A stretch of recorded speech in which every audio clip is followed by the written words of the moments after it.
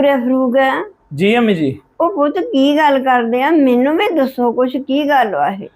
अम्मी जी ਤੁਹਾਡੇ ਕੋਲ ਦੱਸਿਆ ਨਹੀਂ, ਤੁਸੀਂ ਪਰੇਸ਼ਾਨ ਹੋ ਜਾਣਾ ਸੀ। ਅਸਲ ਦੇ ਵਿੱਚ ਨਾ ਕੱਲ ਸਵਾਦ ਦੇ ਵਿੱਚ ਨਾ ਹਾਂਜੀ 18 ਬੰਦੇ ਜਿਹੜੇ ਆ ਨਾ ਉਹ ਵਿਚਾਰੇ ਪਾਣੀ 'ਚ ਰੁੜ ਗਏ ਜੀ। ਔਰ ਹਾਂਜੀ। ਵਿਚਾਰੇ ਇੱਕੋ ਹੀ ਖਾਨਦਾਨ ਦੇ 15 ਲੋਕ ਸੀ ਜਿਹੜੇ ਮਰ ਗਏ ਵਿਚਾਰੇ। ਤੋਬਾ ਤੋਬਾ, ਅਸਤਗਫਿरुल्लाह, या अल्लाह तू माफ करी, या अल्लाह तू माफ करी।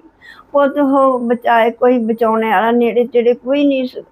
ਅੰਮੀ ਬਚਾਉਣ ਵਾਲੇ ਤਾਂ ਬੜੇ ਸੀ, ਆਲੇ ਦੁਆਲੇ ਨਾ ਮਕਾਮੀ ਆਬਾਦੀ ਸੀਗੀ। ਪੁੱਤ ਡੁੱਬੇ ਕਿੱਦਾਂ? ਅੰਮੀ ਡੁੱਬੇ ਇਦਾਂ ਜੀ ਕਿ ਕਿਤੇ ਨਾ ਉੱਥੇ ਫਿਰਨ ਤੁਰਨ ਗਏ ਸੀ, ਸਿਆਲਕੋਟ ਦੇ ਸੀਗੇ। ਹਾਂਜੀ। ਉਹ ਉੱਥੇ ਨਾ ਛੋਟੀ ਜੀ ਕੋਈ ਮਤਲਬ ਜਿੱਦਾਂ ਪਹਾੜੀ ਤਾਂ ਨਹੀਂ ਸੀ, ਪੱਥਰ ਜਿਹੇ ਪਏ ਹੋਏ ਸੀ, ਉਹਦੇ ਉੱਤੇ ਚੜ ਗਏ। ਉਧਰੋਂ ਪਾਣੀ ਆ ਗਿਆ ਬਹੁਤ ਤੇਜ਼। ਵਾਪਸੀ ਜਾਣ ਦਾ ਉਹਨਾਂ ਨੂੰ ਕੋਲ ਹਿਸਾਬ ਨਹੀਂ ਲੱਗਾ ਔਰ ਪਾਣੀ ਉੱਪਰ ਆਂਦਾ ਗਿਆ। ਕਦੀ ਇੱਕ ਰੁੜ ਗਿਆ, ਕਦੀ ਦੂਸਰਾ ਰੁੜ ਗਿਆ, ਉਹਨੂੰ ਬਚਾਉਂਦੇ ਕੋਈ ਵਿੱਚ ਡਿੱਗਿਆ, ਦੁਬਾਰਾ ਵਾਪਸ ਫੜ ਕੇ ਉਹਨਾਂ ਨੇ ਖਿੱਚਿਆ। ਕਰਦੇ ਕਰਦੇ ਇੱਕ ਡੁੱਬਿਆ, ਦੂਸਰਾ ਡੁੱਬਿਆ, ਤੀਸਰਾ ਡੁੱਬਿਆ, ਚੌਥਾ ਡੁੱਬਿਆ। ਕਰਦੇ ਕਰਦੇ ਪੱਕੀ ਖਬਰ ਨਹੀਂ ਕਿ ਕਿੰਨੇ ਆ, ਕੋਈ ਕਹਿੰਦੇ 13 ਸੀ, ਕੋਈ ਕਹਿੰਦੇ 15 ਸੀ, ਕੋਈ ਕਹਿੰਦੇ 18 ਸੀ, ਇੱਕੋ ਹੀ ਖਾਨਦਾਨ ਦੇ। ਤੇ ਉਹਨਾਂ ਚੋਂ ਅੰਮੀ ਜੀ 3 ਤਕਰੀਬਨ ਬਚੇ ਆ। ਇੱਕ ਬਜ਼ੁਰਗ ਆ ਜੀ। ਕਾਦੀ ਜ਼ਿੰਦਗੀ ਉਹਨਾਂ ਦੀ, ਕੋਈ ਉਧਰੇ ਆਇਆ ਨਹੀਂ ਕੋਈ ਵੀ।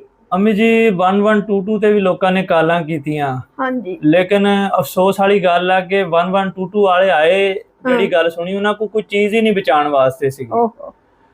ਤੇ ਬਸ ਲੋਕੀ ਵੀ ਮਕਾਮੀ ਕੋਸ਼ਿਸ਼ ਕਰਦੇ ਰਹੇ, ਕਿਸ਼ਤੀਆਂ ਲੈ ਕੇ ਜਾਂਦੇ ਰਹੇ। 1122 ਵਾਲੇ ਵੀ ਗਏ ਕਸ਼ਤੀ ਲੈ ਕੇ, ਲੇਕਿਨ ਕੋਈ ਹੈਲੀਕਾਪਟਰ ਨਹੀਂ ਸੀ, ਕੋਈ ਚੀਜ਼ ਨਹੀਂ ਸੀ ਬਚਾਉਣ ਵਾਸਤੇ ਜੀ। 1.5 ਤੋਂ 2 ਘੰਟੇ ਉਹ ਵਿਚਾਰੇ ਉੱਥੇ ਮਦਦ ਦੀ ਅਪੀਲ ਕਰਦੇ ਰਹੇ। ਲੋਕੀ ਵੀ ਰੋਲਾ ਪਾਉਂਦੇ ਰਹੇ, ਕਾਲਾਂ ਕਰਦੇ ਰਹੇ। ਬਹੁਤ ਉਹਨਾਂ ਨੂੰ ਹੈਲੀਕਾਪਟਰ ਵੀ ਕੋਈ ਨਹੀਂ ਲੱਗਾ।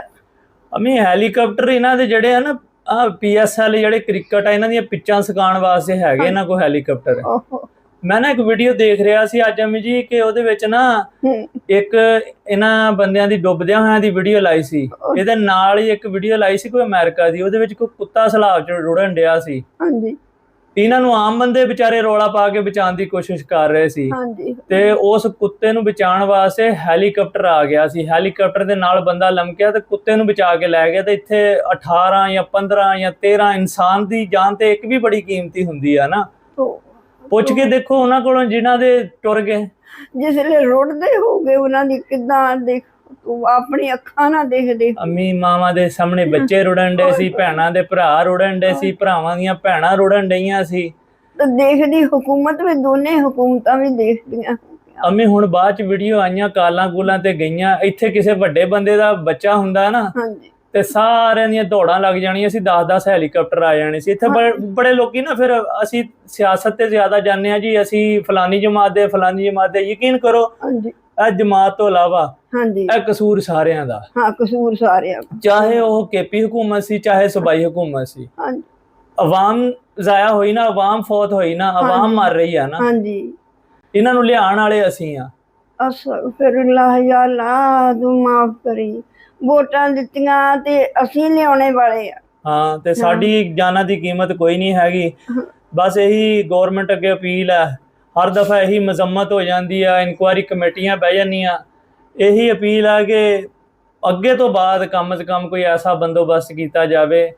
ਤੇ ਬੜੇ ਖਰਚੇ ਕਰਦੇ ਆ, ਆਪ ਕਿਤੇ ਜਾਣਾ ਹੋਵੇ ਤੇ ਹੈਲੀਕਾਪਟਰ ਵੀ ਆ ਜਾਂਦੇ ਆ, ਸਾਰਾ ਕੁਝ ਆ ਜਾਂਦੇ ਆ। ਆਵਾਮ ਵਾਸਤੇ ਵੀ ਕੋਈ 2-4 ਹੈਲੀਕਾਪਟਰ ਹੀ ਹਰ ਸੂਬੇ ਦੇ ਵਿੱਚ ਹੋਣ, ਹਰ ਜ਼ਿਲ੍ਹੇ ਦੇ ਵਿੱਚ ਇੱਕ ਹੈਲੀਕਾਪਟਰ ਹੋਵੇ। ਖਾਸ ਤੌਰ ਤੇ ਜਿਸ ਇਲਾਕਿਆਂ ਦੇ ਵਿੱਚ ਸੈਲਾਬ ਆਉਂਦੇ ਆ ਉੱਥੇ ਤੇ ਇੰਤਜ਼ਾਮ ਕੰਪਲੀਟ ਹੋਣੇ ਚਾਹੀਦੇ ਆ ਨਾ। ਹਾਂਜੀ।